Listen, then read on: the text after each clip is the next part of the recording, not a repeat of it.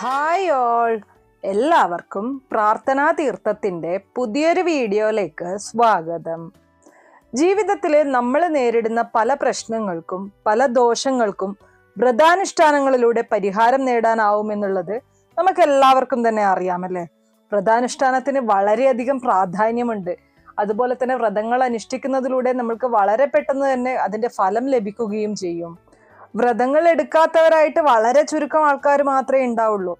എല്ലാ വ്രതങ്ങളും അനുഷ്ഠിക്കാൻ സാധിക്കുന്നില്ല എങ്കിലും അവനവനെ കൊണ്ട് സാധിക്കുന്ന രീതിയിൽ വ്രതങ്ങൾ അനുഷ്ഠിക്കുന്നവരായിരിക്കും ഒട്ടുമിക്ക ആൾക്കാരും. എന്നാൽ വ്രതം അനുഷ്ഠിക്കുന്ന സമയത്ത് നമ്മൾ ശ്രദ്ധിക്കേണ്ട ചില കാര്യങ്ങളുണ്ട് അല്ലെ. ശരിയായ രീതിയിൽ വ്രതങ്ങൾ അനുഷ്ഠിച്ചു കഴിഞ്ഞാൽ മാത്രമേ അതിന്റെ പൂർണ്ണഫലം നമുക്ക് ലഭിക്കുകയുള്ളൂ. ദിവസവ്രതങ്ങളുണ്ട്, മാസവ്രതങ്ങളുണ്ട്. അതുപോലെ തന്നെ ഇങ്ങനെ ഏതെങ്കിലും തരത്തിലുള്ള പ്രത്യേക ദിവസങ്ങൾ വരുന്ന സമയത്ത് വ്രതം അനുഷ്ഠിക്കുന്ന രീതിയുണ്ട്. ദിവസവ്രതങ്ങളിൽ പ്രധാനപ്പെട്ടതാണ് വ്യാഴാഴ്ച വ്രതം. വ്യാഴപ്രീതി നേടുവാൻ വേണ്ടിയിട്ടാണ് നമ്മൾ വ്യാഴാഴ്ച വ്രതം അനുഷ്ഠിക്കുന്നത്. വിഷ്ണു ഭഗവാന്റെ പ്രീതിക്കായിട്ട് നമുക്ക് അനുഷ്ഠിക്കാൻ സാധിക്കുന്ന ഏറ്റവും ഉത്തമമായിട്ടുള്ള ഒരു വ്രതമാണ് വ്യാഴാഴ്ച വ്രതം എന്ന് പറയുന്നത്. ഇന്നത്തെ വീഡിയോയിൽ ഞാൻ പറയാൻ പോകുന്നത് വ്യാഴാഴ്ച വ്രതത്തെക്കുറിച്ചും അതുപോലെ തന്നെ അതിന്റെ പ്രാധാന്യവും അതിന്റെ ഗുണങ്ങളും ഒപ്പം തന്നെ വ്രതം അനുഷ്ഠിക്കേണ്ട ശരിയായ രീതിയെക്കുറിച്ചുമാണ്. അപ്പൊ വീഡിയോയിലേക്ക് കടക്കുന്നതിന് മുമ്പ് നിങ്ങൾ പുതിയതായിട്ടാണ് എൻ്റെ ഈ ചാനൽ കാണുന്നത് എന്നുണ്ടെങ്കിൽ ദയവേത് ചാനൽ ഒന്ന് സബ്സ്ക്രൈബ് ചെയ്യുക. തൊട്ടടുത്ത് തന്നെ ഒരു കുഞ്ഞു ബെല്ലൈക്കൺ ഉണ്ട്, അതോടെ ഒന്ന് പ്രസ് ചെയ്യുക. അതിൽ ഓൾ എന്നുള്ള ഓപ്ഷൻ സെലക്ട് ചെയ്ത് കഴിഞ്ഞാൽ എൻ്റെ എല്ലാ വീഡിയോസിനും നിങ്ങൾക്ക് നോട്ടിഫിക്കേഷൻ കിട്ടുന്നതായിരിക്കും. വിഷ്ണു ഭഗവാന്റെ അനുഗ്രഹം നമ്മുടെ മേൽ ഉണ്ടായിക്കഴിഞ്ഞാൽ നമുക്ക് ഒരു തരത്തിലുള്ള ബുദ്ധിമുട്ടുകളും ജീവിതത്തിൽ ഉണ്ടാവില്ല. തടസ്സങ്ങളെല്ലാം തന്നെ ഭഗവാൻ മാറ്റിക്കൊണ്ടുവരും. അതുപോലെ തന്നെ എല്ലാ പ്രതിസന്ധികളെയും തരണം ചെയ്യാനായിട്ടുള്ള ശക്തി നമുക്ക് ലഭിക്കും. അങ്ങനെ ഭഗവാന്റെ അനുഗ്രഹത്തിനായിട്ട് നമുക്ക് അനുഷ്ഠിക്കാൻ സാധിക്കുന്ന ഒരു വ്രതമാണ് വ്യാഴാഴ്ച വ്രതം. ചില ആൾക്കാർക്ക് ജാതകവശാൽ വ്യാഴത്തിന്റെ ദോഷം ഉണ്ടാവും. അങ്ങനെ ദോഷം അനുഭവിക്കുന്നവർക്ക് ഈ വ്രതാനുഷ്ഠാനം വളരെ ഉത്തമമാണ്. ദോഷകാഠിന്യം കുറയ്ക്കാൻ ഇത് സഹായിക്കും. വ്യാഴദശ നിലവിൽ ഇല്ലാത്തവരും ഈ വ്രതം എടുക്കുന്നത് വളരെ നല്ലതാണ്. വ്യാഴപ്രീതി ഉണ്ടായാൽ ജീവിതത്തിൽ സൗഭാഗ്യങ്ങൾ ഉണ്ടാവും. വ്യാഴം പിഴച്ചാൽ സർവവും പിഴച്ചു എന്നാണല്ലോ പൊതുവെ പറയുന്നത്.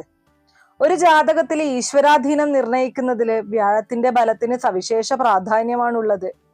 ഒരാളുടെ ജാതകത്തിലെ ഭാഗ്യം, ദൈവാധീനം, അനുഭവയോഗങ്ങള്, ലഭിക്കുന്ന അവസരങ്ങൾ പ്രയോജനപ്പെടുത്താനുള്ള അവസ്ഥ മുതലായവയെല്ലാം വ്യാഴവുമായിട്ട് ബന്ധപ്പെട്ട് കിടക്കുന്നുണ്ട്. മറ്റെല്ലാ ഗ്രഹസ്ഥിതികളും അനുകൂലമാണെങ്കിലും വ്യാഴത്തിന്റെ സ്ഥിതി ദോഷകരമാണെങ്കിൽ അനുഭവ ഗുണം കുറയും. ഏർപ്പെടുന്ന എല്ലാ കാര്യങ്ങളിലും ഒരു ദൈവാധീന കുറവ് അനുഭവപ്പെടും. വ്യാഴം ജാതകത്തില് 6, 8, 12 തുടങ്ങിയ സ്ഥാനങ്ങളിൽ നിൽക്കുന്നത് ഒട്ടും നന്നല്ല. ജീവിതത്തിൽ ഒരു വിജയവും നേടാനാവാതെ ഗതികെട്ട് നാട് വിടുന്ന ആൾക്കാരെ 12ാം വ്യാഴക്കാരൻ എന്നാണ് നാട്ടുഭാഷയിൽ പറയുന്നത്. 6ാം ഇടത്ത് വ്യാഴം നിന്നു കഴിഞ്ഞാൽ എപ്പോഴും ആരോഗ്യ പ്രശ്നങ്ങളായിരിക്കും, രോഗങ്ങൾ വന്നുകൊണ്ടേയിരിക്കും. അതുപോലെ തന്നെ ദാമ്പത്യ ജീവിതത്തിൽ അസ്വസ്ഥതയായിരിക്കും. എപ്പോഴും കലഹം നിറഞ്ഞ ഒരു ജീവിതം നയിക്കേണ്ടതായിട്ട് വന്നേക്കാം. ഇങ്ങനെയുള്ളവർക്ക് ബലഹീനതയും അലസതയും മുഖമുദ്രയായിരിക്കും. ഈ ജാതകന് മാത്രമല്ല കേട്ടോ പ്രശ്നം, ജാതകന്റെ മാതാവിനും ദേഹസുഖം കുറഞ്ഞിരിക്കാനുള്ള ഒരു സാധ്യതയുണ്ട്.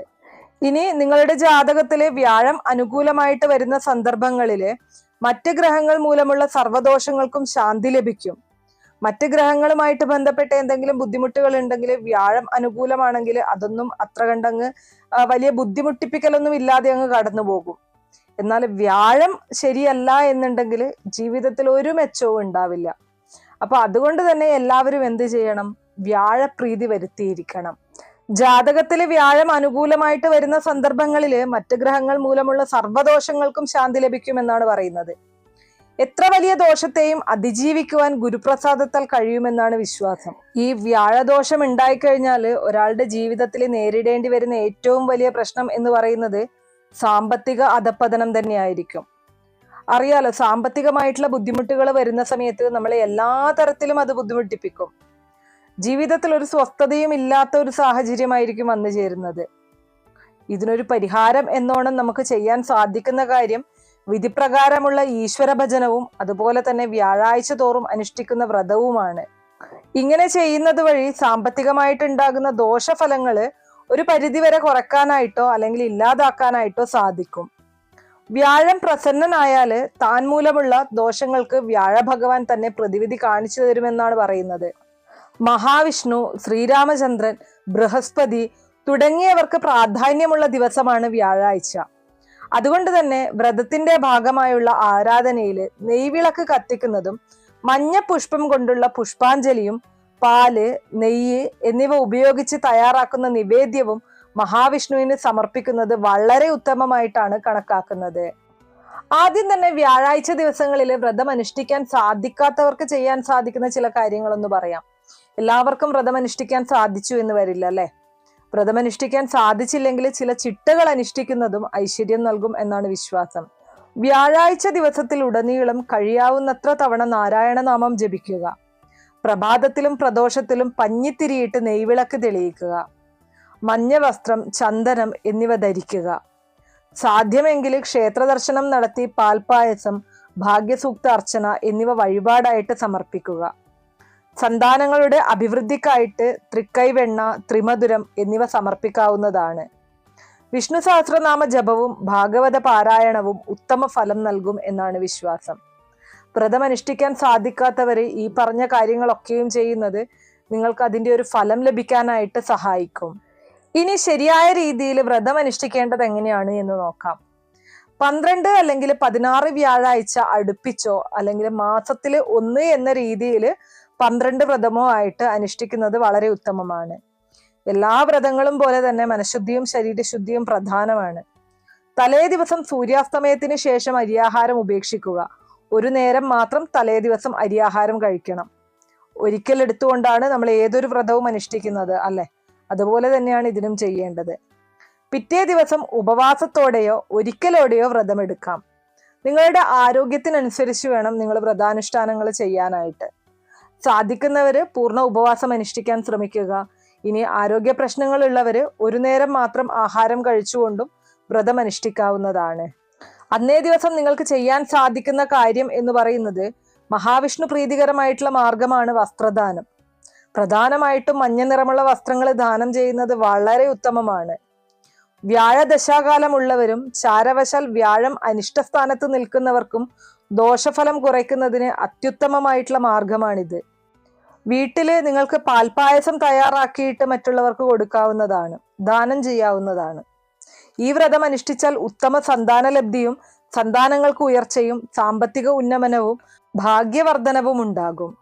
സാമ്പത്തികമായിട്ടുള്ള ഉയർച്ചയ്ക്കായിട്ട് പ്രഭാതത്തിൽ ഗായത്രി ജപത്തിന് ശേഷം 12 തവണ വിഷ്ണു ഗായത്രി ജപിക്കാവുന്നതാണ്.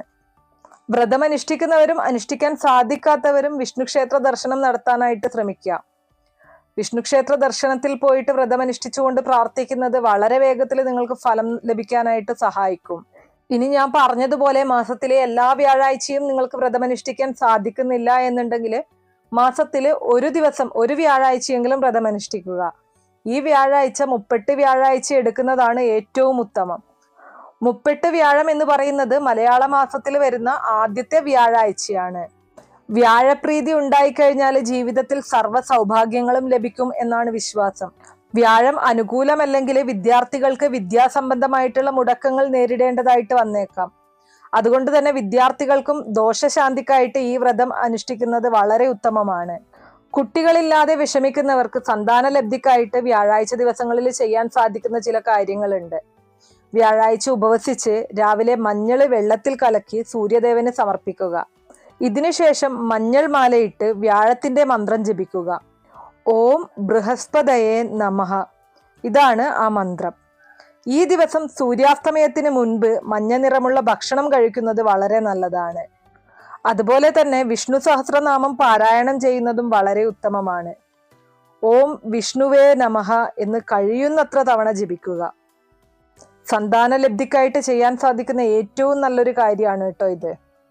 ഇനി നിങ്ങളുടെ ദാമ്പത്യ ജീവിതത്തിൽ എന്തെങ്കിലും പ്രശ്നങ്ങൾ ഉണ്ടെങ്കിൽ, സ്വരച്ചേർച്ചയില്ലായ്മ ഉണ്ടെങ്കിൽ, ദമ്പതിമാർ തമ്മിൽ എപ്പോഴും കലഹമാണെങ്കിൽ അതിന് നിങ്ങൾക്ക് ചെയ്യാൻ സാധിക്കുന്ന കാര്യം വ്യാഴാഴ്ച ഉപവസിച്ചുകൊണ്ട് മഹാവിഷ്ണുവിൻ്റെയോ ലക്ഷ്മി ദേവിയുടെയോ വിഗ്രഹങ്ങളോ ചിത്രങ്ങളോ പൂജാമുറിയിൽ സ്ഥാപിക്കുക എന്നുള്ളതാണ്. അതോടൊപ്പം തന്നെ അന്നേ ദിവസം മഞ്ഞ വസ്ത്രം ധരിക്കുക. മഹാവിഷ്ണുവിന് മഞ്ഞപ്പൂക്കളും ലക്ഷ്മി ദേവിക്ക് പിങ്ക് നിറത്തിലുള്ള പൂക്കളും സമർപ്പിക്കുക. ഓം ഹ്രീം ശ്രീ ലക്ഷ്മി വാസുദേവായ നമഃ എന്ന് ജപിക്കുക. പൂജ കഴിഞ്ഞ ശേഷം 2 പൂക്കളും നിങ്ങളുടെ കിടപ്പുമുറിയിൽ തലഭാഗത്തായിട്ട് വയ്ക്കുക. ഇങ്ങനെ ചെയ്തു കഴിഞ്ഞാൽ നിങ്ങളുടെ ദാമ്പത്യ ജീവിതത്തിലുള്ള എല്ലാ തരത്തിലുള്ള പ്രശ്നങ്ങൾക്കും പരിഹാരം കാണാനായിട്ട് സാധിക്കും. അപ്പൊ വിഷ്ണു ഭഗവാന്റെ അനുഗ്രഹത്തിനായിട്ട് സാധിക്കുന്നവരെല്ലാവരും വ്യാഴാഴ്ച വ്രതം അനുഷ്ഠിക്കുക. നിങ്ങളുടെ ജീവിതത്തിൽ ഏതെങ്കിലും തരത്തിലുള്ള പ്രശ്നങ്ങൾ നിങ്ങളെ ബുദ്ധിമുട്ടിപ്പിക്കുന്നുണ്ടെങ്കിൽ തീർച്ചയായിട്ടും വ്യാഴാഴ്ച വ്രതം അനുഷ്ഠിക്കുന്നതിലൂടെ അതിനൊരു പരിഹാരം കാണാനായിട്ട് സാധിക്കും. പ്രത്യേകിച്ച് ഞാൻ നേരത്തെ പറഞ്ഞതുപോലെ തന്നെ സാമ്പത്തികമായിട്ടുള്ള പ്രശ്നങ്ങളൊക്കെ ഉണ്ട് എന്നുണ്ടെങ്കിൽ നിങ്ങൾക്ക് വ്യാഴാഴ്ച വ്രതം അനുഷ്ഠിക്കാവുന്നതാണ്. അപ്പൊ ഇത്രയുള്ള ഇന്നത്തെ വീഡിയോ കുറച്ചു പേർക്കെങ്കിലും ഉപകാരപ്രദമായി കാണും എന്ന് വിശ്വസിക്കുന്നു. ഇതുപോലുള്ള അറിവുകൾക്കായിട്ട് നമ്മുടെ ഈ ചാനൽ ഒന്ന് സബ്സ്ക്രൈബ് ചെയ്യുക. വീഡിയോ ഇഷ്ടമാണെങ്കിൽ ലൈക്ക് ചെയ്യാനും ഷെയർ ചെയ്ത് മറ്റുള്ളവരിലേക്ക് എത്തിക്കാനും മറക്കരുത്. നിങ്ങൾക്ക് ഏതെങ്കിലും തരത്തിലുള്ള സംശയങ്ങളോ അഭിപ്രായങ്ങളോ നിർദ്ദേശങ്ങളോ ഉണ്ടെങ്കിൽ കമന്റ് ബോക്സ് വഴി ഇൻഫോം ചെയ്യാവുന്നതാണ്. നന്ദി.